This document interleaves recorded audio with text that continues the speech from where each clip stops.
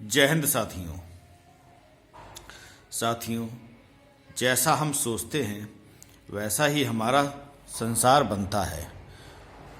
सोचने का कार्य हमारा मस्तिष्क करता है और लगातार करता रहता है।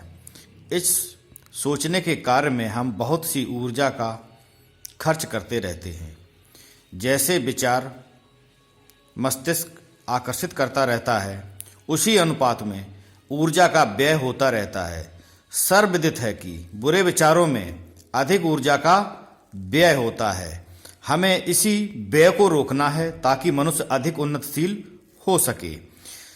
जब आपका मस्तिष्क अच्छे विचारों की ओर आकर्षित हो रहा होता है तो आप अपने आप को अधिक ऊर्जावान महसूस करते हैं।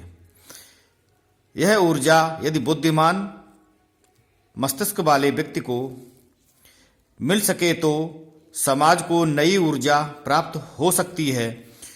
कोई बुरा व्यक्ति अथवा तटस्थ बुरे विचारों वाले व्यक्ति इस ऊर्जा का लाभ नहीं ले सकते, क्योंकि यह परम सत्ता की इच्छा है, उसी का महाविज्ञान है। 3/12/2020 को हमने प्रथम बुद्ध जागरण दिवस के रूप में यह दिखाया था कि मनुष्य कोई भी हो, किसी भी जाति से हो, किसी भी धर्म से हो, किसी भी कार्य से संबंधित हो, उनके अंदर बुद्धत्व का जागरण किया जा सकता है। ठीक उसी समय एक ऐसे आध्यात्मिक पुरुष व्यक्ति का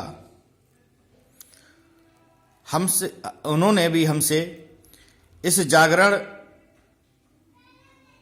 के विषय में जानकारी चाहिए, और जब हमने उनको ये अवगत कराया कि इस जागरण के लिए किसी भौतिक पदार्थ का हम प्रयोग करके उसमें अपनी ऊर्जा का ट्रांसफॉर्मेशन करके मनुष्य के अंदर एक ऐसी चुंबकीय क्षमता उत्पन्न कराते हैं जिसके माध्यम से वह स्वयं उस परम सत्ता से जुड़कर उस ज्ञान को प्राप्त कर सके जिसके लिए वह भटक रहा था, और उसे एक सही दिशा मिल सके। जब भी वह कोई बुरा कार्य की ओर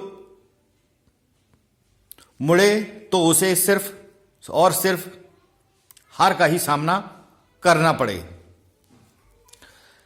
पहली बात, जब किसी व्यक्ति का मस्तिष्क सिर्फ सकारात्मक तरंगों का ही आकर्षण कर रहा होता है तो वहां बुरे विचारों का या बुरे कार्यों के करने का कोई अवसर नहीं होता।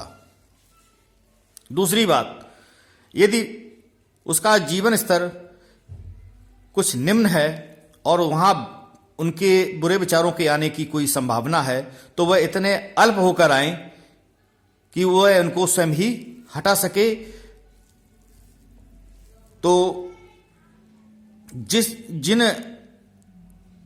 महाशय ने हमसे इस चीज को मंगाया और उन्होंने जब इस चीज को प्रयोग किया तो वह मिट्टी हो गई। दोबारा प्रयोग किया, कोई रिजल्ट नहीं मिला। ब्रह्म मुहूर्त में प्रयोग किया, कोई रिजल्ट नहीं मिला। जब हम अपने कार्य को कर कर लौटे, शाम को मैंने वीडियो अपनी अपलोड करने के लिए डाली तो सबसे पहले मैंने उनसे बात की तो उन्होंने उत्तर दिया कि मुझे तो इससे कुछ हुआ ही नहीं।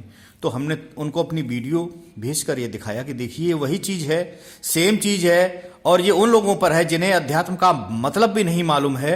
हमने उनके अंदर इस ज्ञान को जागृत किया है, और आप तो 40 साल से इस अध्यात्म के क्षेत्र में हैं और आपको क्यों नहीं मिला। उन्होंने हमसे प्रश्न किया, हम उसका उत्तर नहीं दे सके क्योंकि परम सत्ता की इच्छा का उत्तर देना हमारे बस में नहीं है।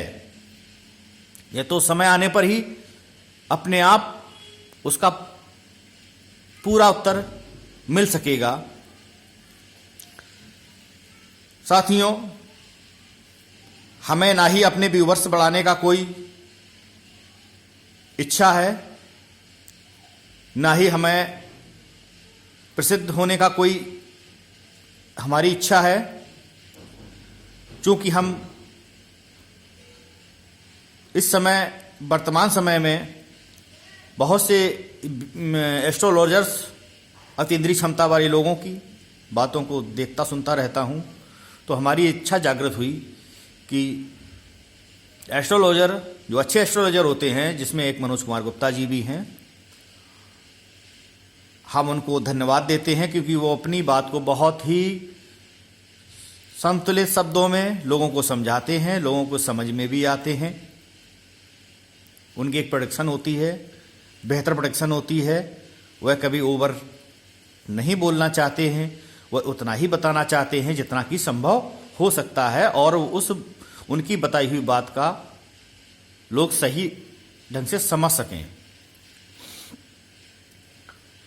जो हम अपनी बात को बता रहे हैं, यह उन साधारण मस्तिष्क वालों के लिए शायद अभी संभव नहीं है जो धर्म और अध्यात्म के लिए मुड़ रहे हैं, इस ओर आना चाहते हैं, लेकिन अभी उन्हें उतना विश्वास नहीं हो पाया है। हम अपने आप से जुड़ने के लिए किसी से निवेदन भी नहीं करते हैं। यह तो मनुष्यों की स्वयं की इच्छा पर निर्भर है कि वह हमारी ओर आए या ना आए।